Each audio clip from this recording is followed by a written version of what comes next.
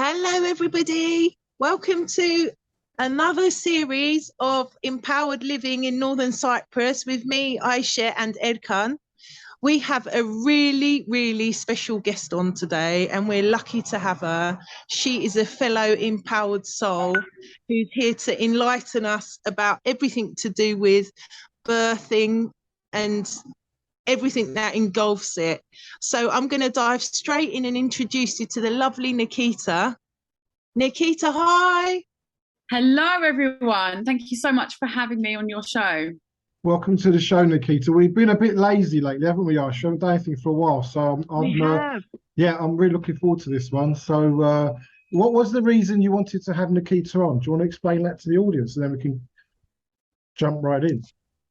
Well, Nickita, I actually got to know, well, really not got to hear of Nickita because we haven't actually had a proper conversation, but I got to hear of her through the World Council for Health meetings that we have regularly every Monday. And you can go on the website and have a look, guys. It's amazing because they really keep us up to date with real statistics from real doctors who aren't financed by big pharma, you know.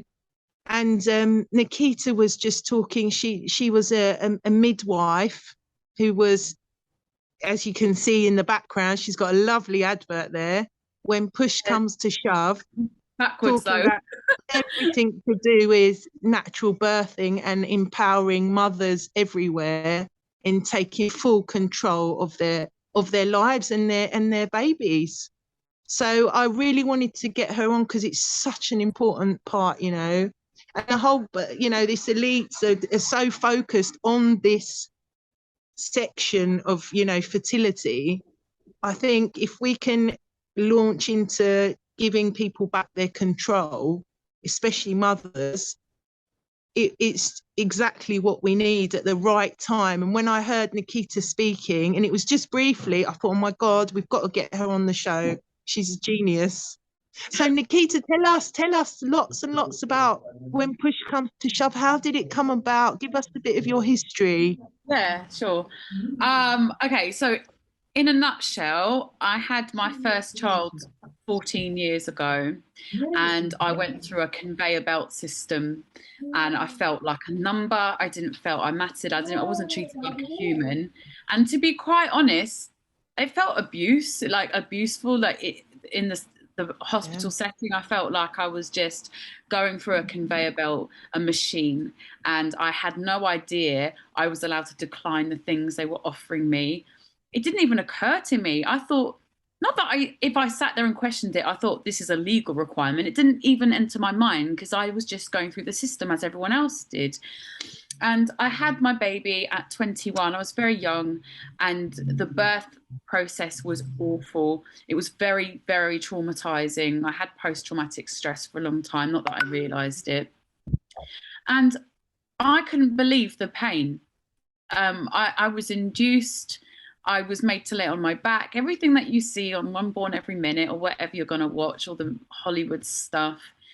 And I thought, that's awful. And I spoke to my grandmother, and she was a wise Indian woman that had all of her children, 8 children in India at home. And I told her what I'd experienced. And she said, well, what you've got to realize is what you've just gone through is common, but it's not normal. And I was like, oh, and then something just clicked in my head. So I started the process of midwifery training, and I hated it. It didn't sit right with me. It felt over medicalized. So I thought there must be another way. And then I started training to be a doula. And I wouldn't say that's what I am, because I'm not.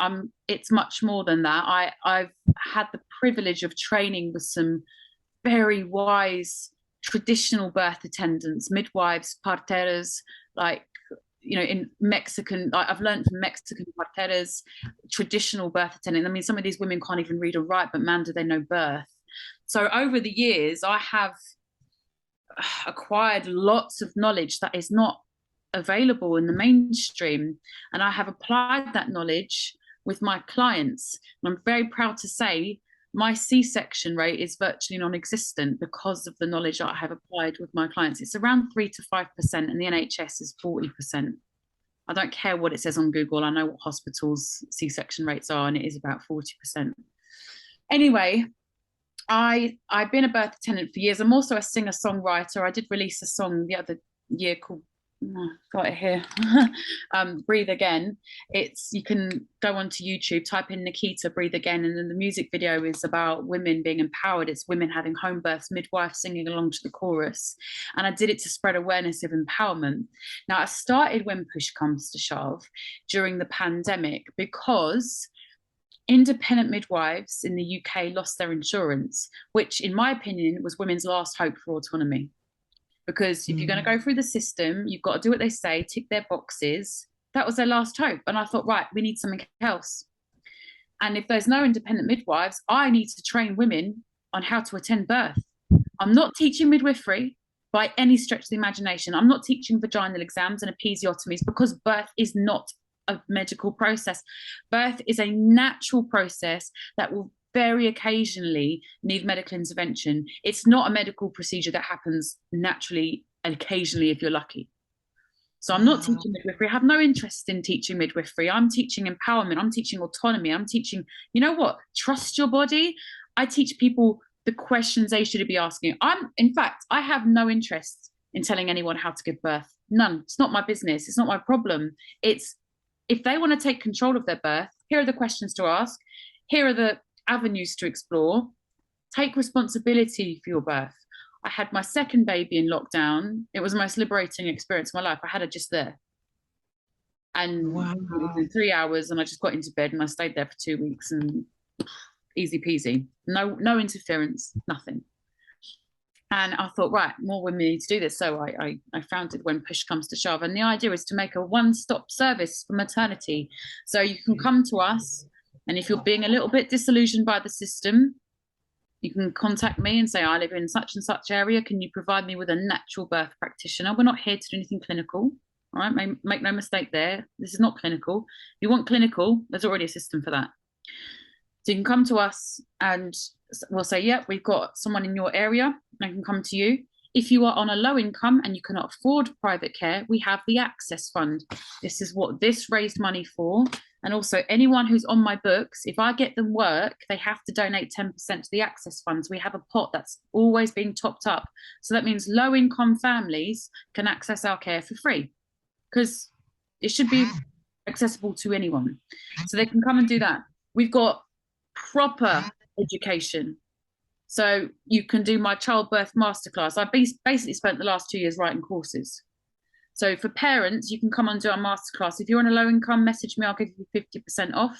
You've got free content on our YouTube channel. Telegram is the biggest audience I have. I've got a big audience on Telegram.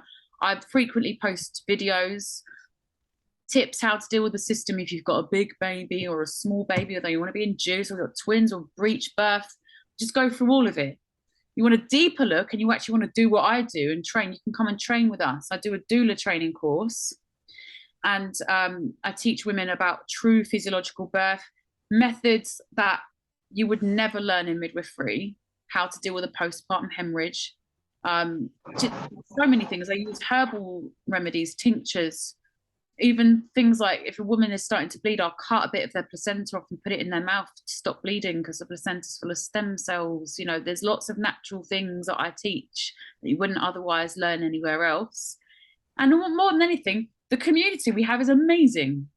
All like-minded parents sharing their experiences. And then when you train with us, if you qualify with us, you get mentorship, you get automatic registration with our directory for free. You get mentored for your first 5 births. You get monthly Zoom seminars where you have more education. So maybe 1 month we'll talk about breech birth, another one we'll talk about twins. And we've got just a wealth of knowledge in one place. We've got amazing midwives that work with us. And I'm about to bring in my colleague in a minute. Her name's Angela. So I started something called the Midwife Lifeboat course back in January, when there was threat of NHS midwives losing their jobs because they refused to take the vaccine. So I thought I'd offer a lifeline for midwives to come and work with us instead. So I gave them 55% off the course. And I wasn't teaching granny to suck eggs. They already know about birth physiology, but they don't know about being self-employed. They don't understand about you know, the law of divine compensation manifesting themselves, getting trust in physiological birth again, because they've been so indoctrinated by the system. And I had amazing guest speakers. It was just 4 intensive days of, you know, getting back to trust. And I'm sure Angela will tell you about her experience when she comes on in a minute. But Angela and I grew really close. She's got a huge mine of information in her brain. She's got a wealth of experience in midwifery. I've got a wealth of experience when it comes to being a natural birth practitioner. So we have come together and we have started our own company called Artemis Birth Attendant Academy. So Angela, when you're ready, come and meet everyone, because I'd love you to meet Angela. Yeah. But just briefly as well, before Angela starts talking, I wrote a book. Say hi. Hello, everybody. Hello, Angela. Hi. Nice to meet you. Nice to meet you too. The one thing I have been dealing with a lot with when push comes to shove, I've been inundated with phone calls and emails from women that have decided to take their power back, and they maybe want to free birth. And for those of you watching who don't know what that means, it means to having an unassisted birth, no midwife, no doctor, as nature intended. But even though it's 100% legal to do so, it doesn't stop ignorant midwives and people in the system from reporting you to social services. So I wrote this book. It's the When Push Comes to Shove Guide to Social Services, Your Rights and How to Navigate the System. You need this book. It's the only book behind. There are books about social services for social workers, but not for the people actually going through the system. So this is now available to buy, and it's really helpful because there has been a huge, it's loads, isn't it? People getting reported to social services for no apparent reason, and midwives and, well, hospital trusts keeping women in hospital, finding excuses. Baby needs a lumbar puncture, baby's ill when there's nothing wrong with the baby. You know, so I thought there was a need to write the book. And I'm not, to be honest, I'm not a writer. I'm much better at doing what I'm doing right now, but I tried my best to get it onto paper so people have a very simple structure of how to go about it, how to conduct themselves, and the steps necessary to arm themselves with knowledge to avoid that system. But anyway, Angela and I have come together to make another step from When Push Comes to Shove, and it's called Artemis Birth Attendant Academy.com. So lots of women will be disillusioned by the system, Angela included. In fact, Angela, do you want to tell your story quickly? Yeah, so basically I was a midwife for 12 years. I've always worked in the care industry. I've always worked within the NHS. And even before the pandemic, I was becoming disillusioned with midwifery and the way it's over medicalising birth, and there's such a cascade of interventions for women in hospitals. And I was seeing more and more that hospital wasn't a place for natural physiological birth to happen. If you manage to get a natural physiological birth in a hospital, you're very lucky, and it shouldn't be that way. So I started to become more and more disillusioned that we weren't being true to women and families, and we weren't practicing true midwifery. When I signed up to be a midwife, my job was to be with women. It wasn't to be with system and to tick boxes and to fulfill deadlines and things like that, because birth is a natural process and that isn't how it should be. So I'd already started to become disillusioned with everything that was going on, and realising that we weren't giving women the right environment or opportunities to have a natural physiological birth. And the cascade of interventions that they were experiencing from the second they walked through the hospital doors was causing birth trauma. It was causing unnecessary instrumental deliveries, unnecessary cesarean sections, and it was all to do with us interfering and trying to put everybody into one box. As we know, everybody's completely different. We all react differently to different things, and it's exactly the same when it comes to childbirth. So we can't say, if you're a first-time mom, you've got 2 hours in the second stage of labour, otherwise we're going to intervene, because everybody's going to be absolutely different. And the way the system is designed is to manage hundreds of thousands of women at a time, so you can't give that individualised care, or you can't. They do have to have structures and guidelines, and I appreciate that and understand it. And I want to make it clear, I'm not against medical intervention. There is a time and a place where it's necessary, and there is situations where mothers and babies' lives are saved due to the interventions that go on. But more often than not, we're causing the need for these interventions by interfering and not letting birth carry on in a natural way as it should. So during the pandemic, it was sort of the straw that broke the camel's back for me. I was seeing birth partners, as in fathers of babies, not being allowed to attend births, not being allowed to attend the scans of their babies, women not coming into hospital because of the fear of COVID, because of the fear that their partner wasn't allowed to be with them. And I started to realise that women were sort of, in a way, empowering themselves. They were staying at home longer. They were coming into hospital and not needing as much help because they were in fully established labour when they came in, which sort of stops that cascade of intervention in a way, because they're already halfway through the labour process when they get there. So it made me realise that there is a massive need to support these women. Obviously, I know you're based in Cyprus, but it's not secret that the staffing pressures within the NHS are shocking and have been long before the pandemic. I'm not going to get political or into any of that, but we all know that there was many issues before the pandemic started. And I think in lots of areas in the UK, hospital birth was the only option for a lot of women. So the only option was all the home births were being suspended, all the birth centres were closing because of short staffing.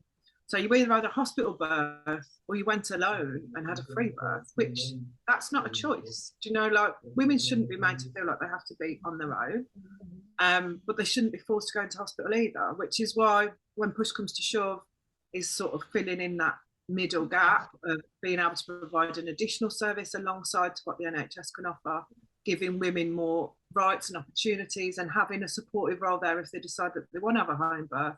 So that they're not having to free birth by themselves and they don't feel that they're supported without somebody there with some knowledge about natural physiological birth.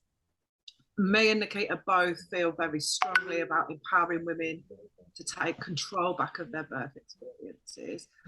And as much as our intentions are good and we both work very hard, several hours a day, we can't do this by ourselves. So we've come together and created Artemis Birth Attendant Academy to train other people to do what we do. So we can only deliver babies within a certain radius of our homes or within a certain area. We can only offer support to so many women. There's women all over the world that need that help and that support. So and that's that why we need to build an army, basically, that we can go out and do this. So we've sort of put our years of knowledge and experience together. We both bring something completely different to the table. We both wanted to write a course to empower people, so we decided let's come together and bring our knowledge together, and we've written a year-long training course to train people to become traditional birth attendants. So yeah, and we need to make this very clear: we are not teaching midwifery. It's not. It's something. We're not teaching clinical. We're teaching natural support. Birth is a natural process, so it doesn't need medical intervention.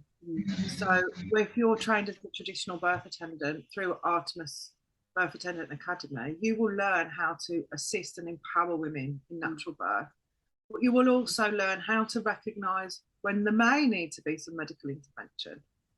We're not totally against it, and we want healthy mums and healthy babies at the end of the day, but we want women not to feel traumatised by the experience of childbirth and not to have unnecessary interventions. So that's sort of our mission, really, is to train as many people as we can. And to help the economy, because we're teaching far more than birth. We're teaching how to run a business, and everything that I teach is centred around the money is love model and the law of divine compensation. You can't go out there and expect miracles if your vibrations are really low. You know, that's what causes pandemics, the collective consciousness of a really low, fearful vibration. So on my courses, I bring people up. I want them on a high vibration and living from love, not making choices from fear, making choices from love. And that is pinnacle in the course. That's what it's completely centered around. And then you get, you know, ongoing support from us. And that's giving more people jobs. And then it's putting money back into the access fund when push comes to shove, so we can help low-income families. It's kind of a no-brainer. And I haven't really addressed this yet. People might be watching and going, well, why do you need to stop medical intervention? You know, it's obvious to us, but it's not, we don't want to stop it. We want to minimize it and make sure it occurs when it's necessary, rather than as a Just as soon as you step through the hospital doors, it does cause health problems. Peace on earth begins at birth. And if women are actually empowered during their labouring process when they're giving birth, and they are not fearful and they allow that to unfold as it should, there's very little they'll fear later on in life, and there's very little that they will acquiesce to that they wouldn't otherwise do. And it affects, method of birth is so important. If you want to start working on your microbiome, it starts at birth. Method of birth is important. And, for some reason, the system just don't care about the hundreds of thousands and now millions of women that have just gone through the system. They've entered happy and healthy, and they've left downtrodden, traumatized, and they've got post-traumatic stress.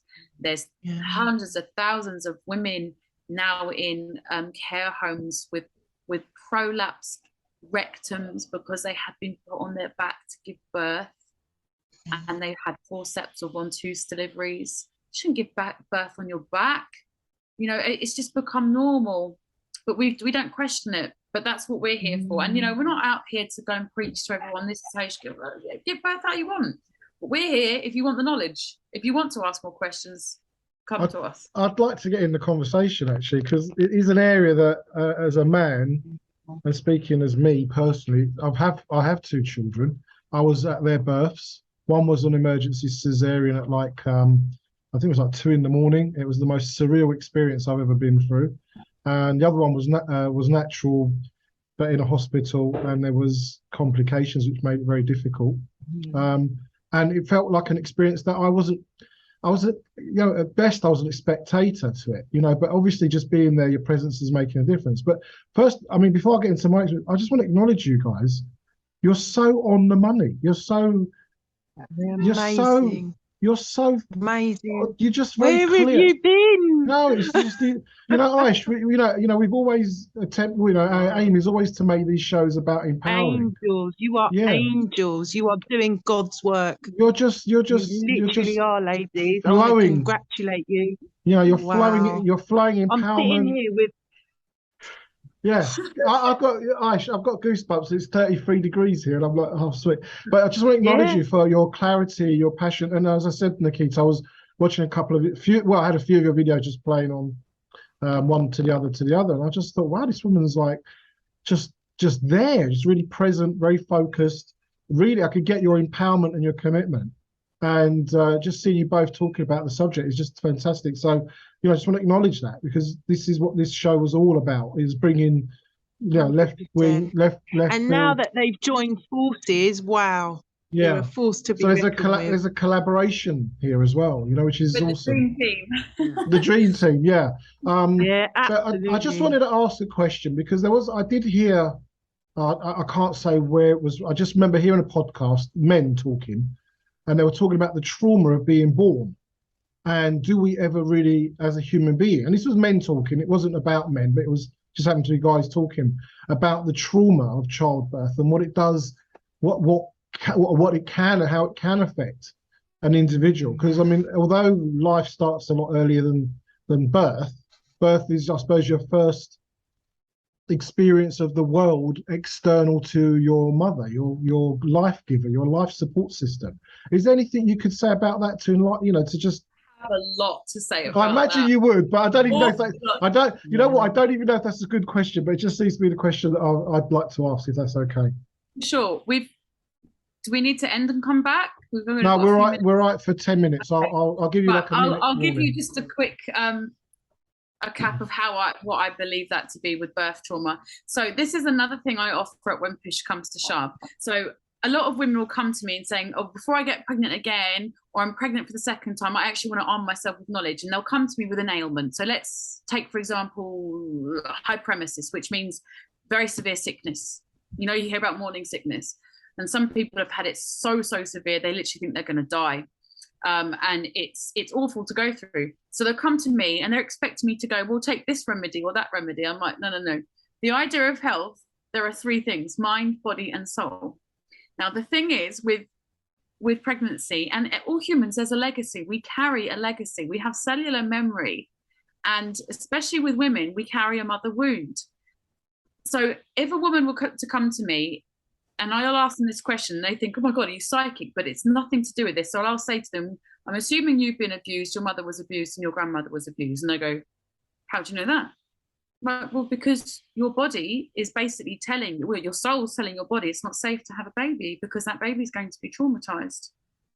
So until they start to sever that legacy and they work on mind, body and soul, so you can look at the body. I mean, everything, I will say, start with your nutrition. So people have to help me to help them. If they're going to come to me and they want to make sure they're not going to have any preeclampsia or gestational diabetes, but they're eating McDonald's and Pizza Express every day, what do you want from me? You know, like I don't know what to do to help them. But if your diet's good, but your emotional's not quite there. So a lot of women, I don't know if you experience this, when they're overdue and they're not letting go of their baby because they're not ready, or women who have had miscarriages and they've got retained product because they're not ready to let go of that baby. And then you've got the spiritual. What is your legacy? What have you learned in your life? What's the legacies that's been passed on? That birth is traumatic? You know, there's that saying, beginner's luck. That's a thing, because there is no expectations. If you've got expectations that birth is going to be horrendous and scary, guess what happens? Yeah.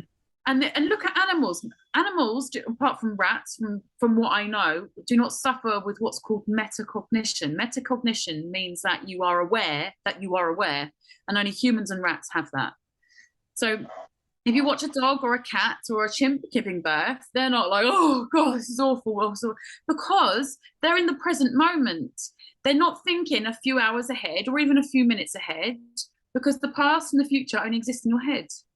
But if you are in labor, you need to be the epitome of a human being, not a human doing, or a human becoming. If you just are and surrender, and you're not in your neocortex, where you're thinking, oh, that's danger, that's danger. There's a reason why women fail to progress in labor, because if you are releasing all this adrenaline from fear, your adrenaline stops your oxytocin, which is the hormone that facilitates your birth. And it does it for a reason. If we were wandering around in the tundra 6,000 years ago and we saw some sort of predator, your body will go, don't give birth, it's not safe. Your body goes, aye, stop the release of oxytocin, you need to leg it. It happens now, but the new what would you call it? Instead of seeing a predator, the stimuli for adrenaline is bright lights, strangers, feelings of being observed, beeping machines, hearing other women give birth. Of course, we're going to fail to progress. I hope that long-winded explanation made sense. Yeah, it does make sense. It does make sense. I suppose it's like, and also there's what I hear in what you're saying, there's an attitude to how you do this is how you do everything, including giving birth. You know, how you take on a job, how you get married and settle down in partnership, how you start a business. So I guess it's the psychology of empowered living. We'll then ask the questions of how do I give birth in a way that is as easy as possible for me, my child, and everyone around me. Because there's also, what I've noticed, there's a drama of the mothers and the sisters and the, you know, generally the women around that woman and us men. But we just, I don't know, I just feel like we're just like dogs just watching, reload. What's the problem? One thing that is beautiful to witness, if you see a woman in a safe environment having a completely natural birth, the change in that woman and how she feels empowered is phenomenal. So rather than her coming away traumatized from that experience, she comes away feeling like she can conquer the world, because she has done this by herself, and she has, nobody's saying that childbirth isn't easy. It's not called labour for no reason, but women are more than capable of doing it. They've been doing it since time began.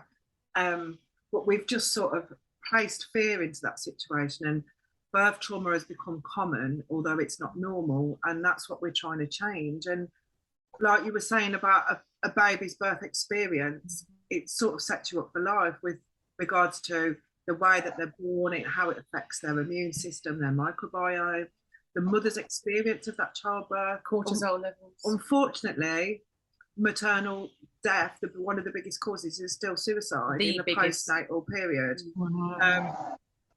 And that hasn't changed. And if you're a black woman in the UK, you're 5 times more likely to die in childbirth. Why is that? Do you know, that can only, and we've been aware of this for so long. This was a fact when I was training to be a midwife years ago, yet nothing's changed. Yet we've had this awareness of it, but we're still not doing anything about it. So by having traditional birth attendants at your birth and having a safe environment, you are creating automatically a safe space where that woman can feel empowered and completely take control of the situation and have individualized, tailored care to suit her needs. So you're not suiting a hospital clock, you're not ticking a box, you're not on a clock that, you know, is ticking down once you get to 10 centimeters dilated before everyone starts coming in and interfering.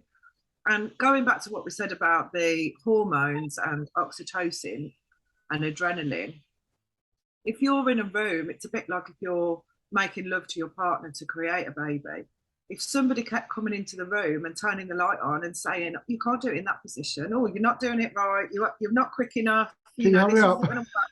Yeah, you're never going to make that do you baby. think you would reach orgasm? Yeah, Hell no. It's not going to happen. And it's exactly the same for labour. It's exactly the same hormones being produced. Babies are made in love and born in love. And if some prick smashed open your door and turned the lights on while what you were trying to make a baby, do you think you'd be able to get into that moment again?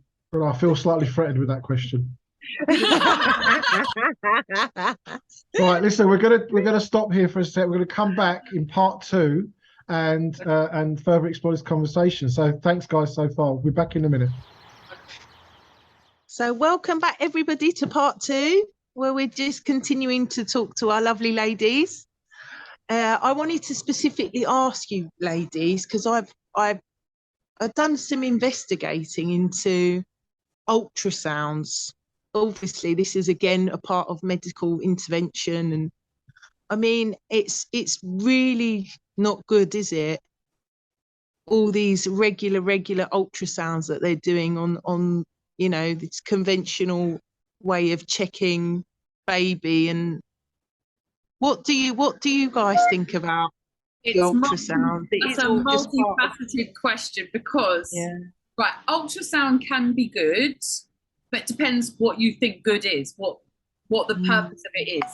Now, we have absolutely no long-term data of the long-term effects of ultrasound. I mean, essentially what ultrasound is, you are heating up cells. It's like a microwave. You are heating up cells, and you will notice babies move away from it. Yeah.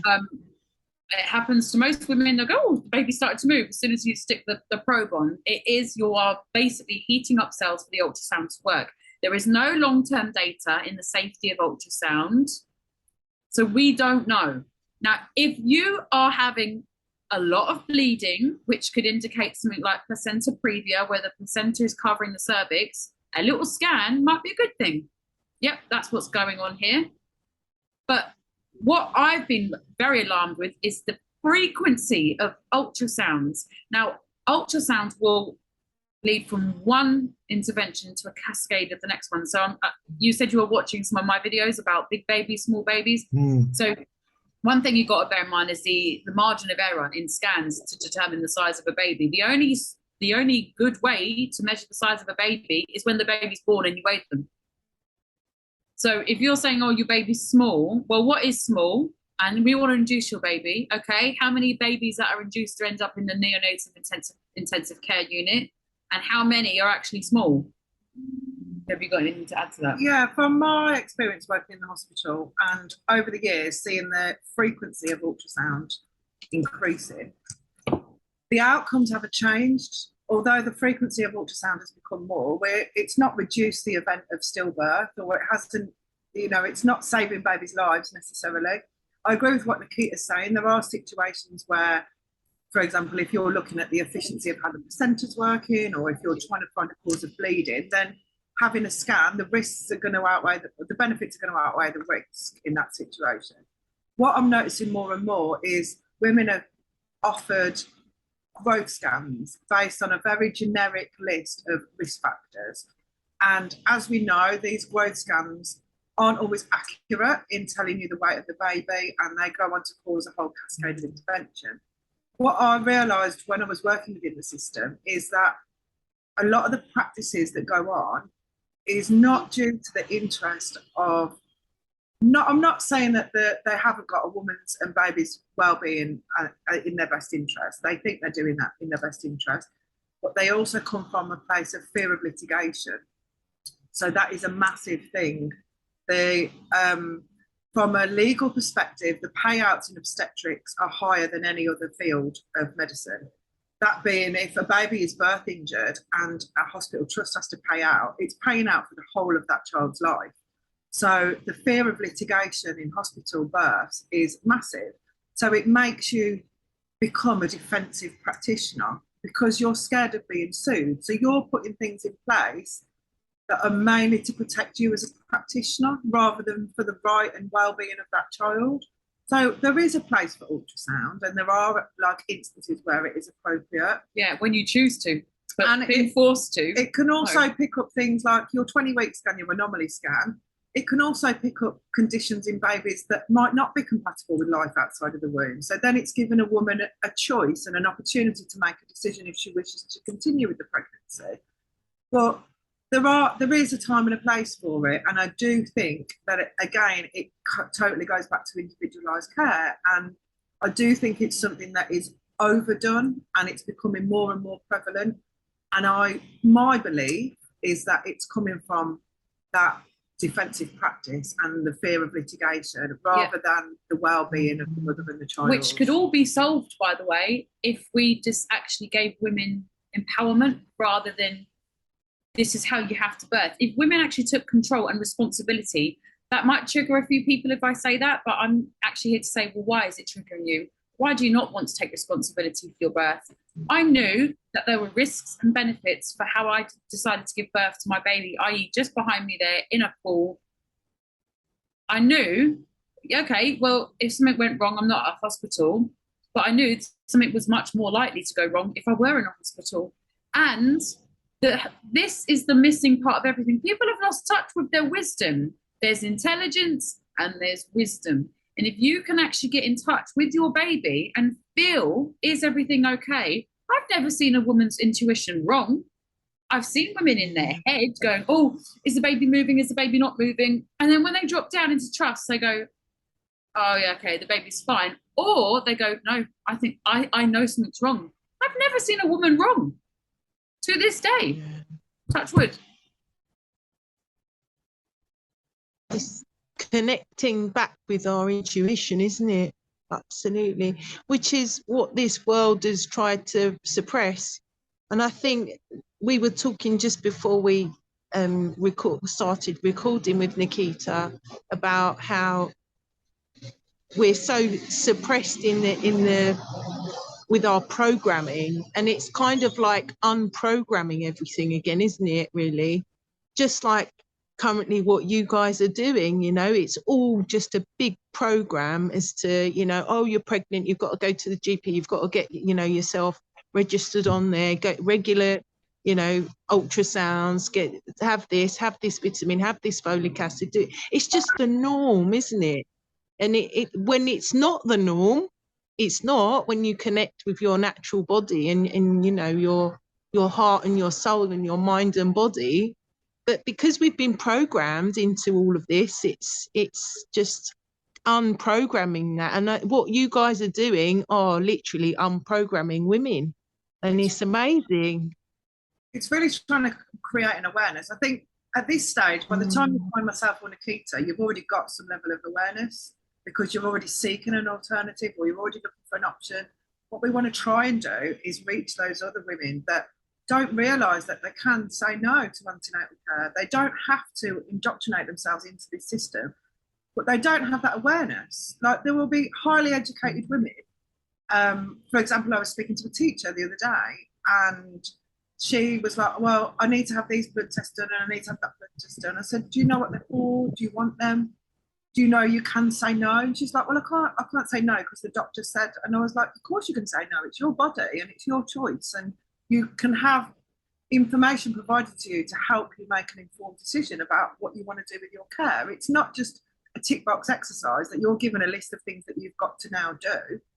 I said, but people don't realise, people just don't have that awareness. It's gone And it's the hard to mainstream find, society. because if you had a quick Google, for example, breech baby, the first thing that you're going to see is C-section. It's not true. Like, breech is a variation of normal. I have no problem attending a breech birth, but because it's a skill that has been lost and it's not practiced. So if you are diagnosed with a breech baby now in the system, you'll go from midwifery-led care straight to consultant-led care. So midwives won't get to actually see breech birth so they can practice that skill. So it's been wiped out of consciousness. So it's all well and good me saying, oh, of course you can have a breech baby. You know, your body knows what it's doing. But can you help? Can you actually find an attendant who knows what they're doing? It's far few and in between. It's about taking responsibility for your own body. And like Angela just said, by the time they found myself or Angela, they're already asking questions. But it's before that. I mean, this needs to start in childhood. I'm not talking like stupid, like, you know, like 10, 11. If children grow up not to fear their body and think childbirth is normal rather than something to be feared, and men need to know as well, boys need to know, because they're part of it. It takes two to make a baby. And also, you know, if you've got a fearful person in the room with you, you're going to see the effects of that. And that fearful person could be a midwife. What if that midwife is not used to doing home births and comes out and is fearful? You're going to change the energy of that room. So what Angela and I are trying to do is educate as far reach as possible, and our course can be done no matter where you live. If you're in the States, in Cyprus, in Canada, we are going. Basically, we have combined our 24 years of knowledge into 1 year, and we're literally going to teach you everything we know. Everything. I'd like to make an observation. From what I understand, what's happening in the NHS now, a lot of hospitals are being closed, departments are being closed, they're pushing the care out into the community. And I think even Bill Gates was quoted saying that doctors will be about as important as car mechanics by 2025. Maybe this is a great opportunity, good timing to discuss or bring the notion of empowering women to manage or at least take control of their own childbirth in their own homes. Yeah. If women stay in the system, I can almost guarantee by 2050 we will lose the ability to give birth. Naturally, it will be C-sections 100%. Now, fine, if you want a C-section, have one, but what people don't realise is the implications that has on a child's health. The microbiome is seeded when you have a vaginal birth. It kickstarts the baby's immune system. C-section babies are far more likely to have asthma, eczema, diabetes, obesity, allergic to a lot of things. Now, there are things you can do. Like, if you really do want to have a C-section, you have a planned C-section, I always say to someone, just roll up a gauze like a tampon, insert it into their vagina. When the baby's born, take it out and put it in their mouth. It will help seeding. And then skin-to-skin contact. Breastfeeding is, I can't even stress the importance of breastfeeding, but because of the shit care and support, women don't get it. And there's a load of people that think they had to have an emergency C-section and they didn't. And it's just it's so sad. It's so sad that, you know, if a quick Google on things, the first thing you're going to find is fear. You can't do this. Your body's going to fail you. But it all goes back to that practice again. Yeah. Like, everyone, they think the doctors have saved them because they've had this emergency section and it was all very dramatic and everybody rushed into the room. But if you actually go back to the very start of that journey, from when they stepped foot in that hospital, that whole cascade of interventions led to that cesarean. If you then sort of rewound, or were able to rewind and think, actually, if we didn't interfere, would we have needed this emergency section in the end?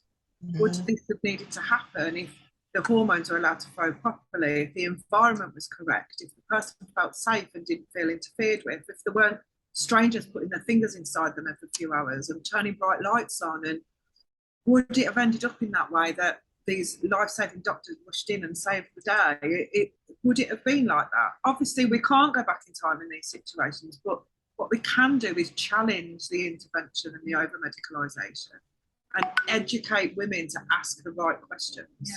Well, I think the other issue is, I mean, we've got there is. I mean, I know we didn't want to touch on kind of beyond mainstream thinking in terms of the conspiratory side of these, but health has been hijacked, hasn't it? I mean, health and the medicalisation The 100%. allopathic medical industry has hijacked everything, including childbirth. And one of the things I did want to ask you about, and I didn't know if it was something you actually dealt with, but you brought it up, was breast milk and the versus formula. I mean, that whole area, that whole productization of formula and telling women to get off breast milk, and that formula gives all the vitamins and all the minerals and all the and the fact that this information was blatantly a lie. It wasn't. And the best, from what I understand, the best thing for a newborn baby is to feed off its mother. I mean, you can't beat it. But yet, big pharma, big corporations will sell you anything. Well, Bill Gates is trying to actually make breast milk himself at the moment, and it's a bit odd that a load of formula has been recalled. But anyway, but let me tell you some magic about breast milk, okay? It is liquid gold. When you're breastfeeding your baby's mouth will send a signal to your breasts, which will send a signal to your brain to tell you what that baby needs more or less of. If your baby has a temperature, your brain will tell your breasts you need to change the temperature of the milk. If the breast detects COVID or breast detect a virus, it will make the antibodies necessary to deal with what infection that child has at that time. It is liquid gold. If you breastfeed, your child is, well, women that breastfeed exclusively, their child is, I think, 60%, but don't quote me on that, 60%, I believe, less likely to attend A&E in their first year of life. They are far less likely to develop any autoimmune conditions, allergies, eczema, asthma. It's amazing. Plus, it makes you bond with your baby. And it's, you know, you're producing milk for a reason. It's beautiful. Well, it sounds more like it's like an interface between the baby and the child. It's an interface. It's exactly what it is. It's perfect. I mean, women are designed beautifully. We've got a bloody portal between our legs that brings in new life. And then we have our own self-sufficient ecosystem. How cool is that? It's designed perfectly well. It need not be interfered with. And our bodies are not going to fail us, but our care certainly can. Now, I'll say that, again, I'll go back to how are you treating your body? If you're not going to treat your body with respect and fill it with crap, don't expect it to work in your favor. But if you are taking care of your body will not fail you, but your environment can. And look, just think about this for 1 second. We have grown to accept and not even question that it is normal for a stranger to put their fingers inside our vagina on a regular basis. Just think about that for a second. It's like the world's worst bouncer. You can't come in until we put our fingers inside you. Piss off. That's crazy. Like, your cervix is not a crystal ball. It doesn't tell the birth attendant where you're going to be in an hour or 2 hours, not even 5 minutes, because you can go from 5 centimeters to 10 centimeters in 5 minutes. All it's telling you is where you are in that point in time. And you can close your cervix up. The only reason why you need to know that is so that you can follow the clock of the hospital system. What I realised being a midwife, I was very lucky in my midwifery training, I have to say. I had some amazing mentors that really taught me true physiological childbirth. I was facilitating several water births in all four standing positions. I wasn't just witnessing women lay flat on their backs. What I was realising now, like 10 years, 12 years down the line, I was coming across third-year students that didn't know about a physiological third stage, which is where you deliver the placenta without any drugs. They had never seen a woman have a water birth. They'd never seen a woman deliver on all fours. They weren't taught to recognise the anatomical changes in labour that indicate how labour is progressing. So there is certain physiological signs that you can observe of a woman during labour, different characteristics, how the shape of the pelvis changes and things like that, where you don't need to examine her, you just need to observe her. Or listen to her. And you can understand at what sort of stage of labour that she's at, the temperature of her legs and things like real old school traditional midwifery. But midwives now are getting qualified, and they're the next generation, the future of midwives. and they don't have any of these skills. They're not witnessing water birth. So the next generation is not going to be confident or competent in facilitating natural birth. And that's what we want to change with our education program, is babies have been born for centuries, and birth is a natural physiological process, and that has not changed in all this time. What has changed is what you touched on earlier about the healthcare being taken over, and touching on what you said about formula and babies not being nourished. Women are led to believe that they're not capable of breastfeeding, or they're not producing enough milk, and if you give your baby this formula, it's going to be better for your baby. What about all the babies for centuries and centuries before that were completely well nourished? What about in these other tribal communities out in Africa and places like that, where they don't have access to formula milk, yet their babies are still well nourished and well fed because they're at that breast constantly? And it's just really trying to re-educate people about the natural way of doing things, and going back to empowering that nature within us, and realizing that we've got the power as women to do that. Like, we are magical beings, and it's just giving women that confidence back that they are capable of coping in labour, they are capable of feeding their child, and taking away this, we don't need people to help us be a mother. We don't need, you know, somebody that's made formula in a factory to undermine our ability. We have an innate ability to be a mother and to have that intuition, and that's what we need to help people relearn. It's still there within them, we just need to be able to bring it out of them. Absolutely. And I think I must answer an important question that some of you may be sitting there pondering on, like, well, what about all those women that used to die in childbirth? Okay, well, you have to look at why, and the same reasons are still happening now. There are three main reasons why women die in childbirth. One is poverty, and that's still in existence today. If you are living in an overcrowded environment where infection can spread like wildfire and you're malnourished, you are going to have to expect problems. The second reason is a genuine medical ailment. There is a problem. The third, and by far the most common reason for birth to go wrong, is over medicalization and how they pathologize birth. Now, yes, we used to hear about childbed fever back in the 1800s, and Semmelweis Weiss discovered what was going on there. But you have to look at what was happening and where these women were dying, and the conditions where they were giving birth. It would have been a poverty-stricken area. There is a book called Childbirth Wisdom in the World's Oldest Societies by Judith Goldsmith. And she has found in indigenous cultures around the world, even if they have nothing, they have no access to hospitals, as long as they're not in survival mode and they are well nourished, even tribal cultures, their infant and maternal mortality rate is next to nothing. Wow. We don't need saving. Well, we do. We just need saving for the bloody system. Well, I think we're nearly coming to the end of our time together. I've got to say, Ayse, this has been one of the most interesting guests we've had. I want to thank you for taking the time. I will put all the links below this video. Any last thoughts that you want to just? Well, lady, tell us all where we can find you.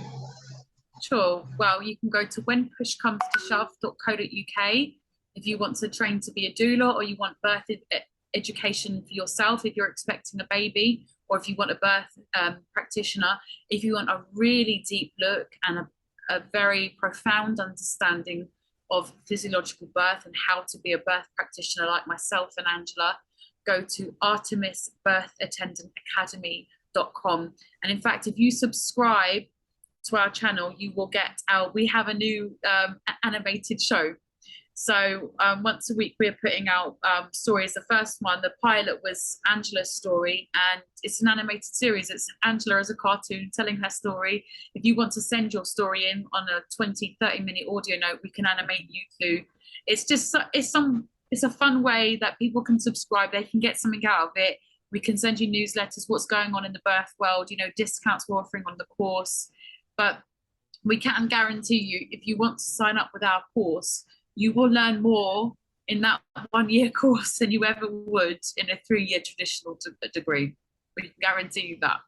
And it will also set you up with the skills to not only go ahead and empower women and I don't want to say save women, because we don't need saving, but make them less traumatized with their birth experiences, and also set you up to help do what we do. Have your own business, run your own business, start changing things from that moment of birth, and being able to support yourself by supporting other people. And it's such a wonderful model, and being able to offer your services to people of low income families due to the Access Fund. It's just a beautiful way of doing things. And if you want to feel like you want to get involved, or you need to speak to us, find us on social media, get in touch, and we'll happily chat to you and hopefully enroll you on our course so that you can go and help join our army and start changing the way everybody change the views world. childbirth. Peace on earth begins at birth.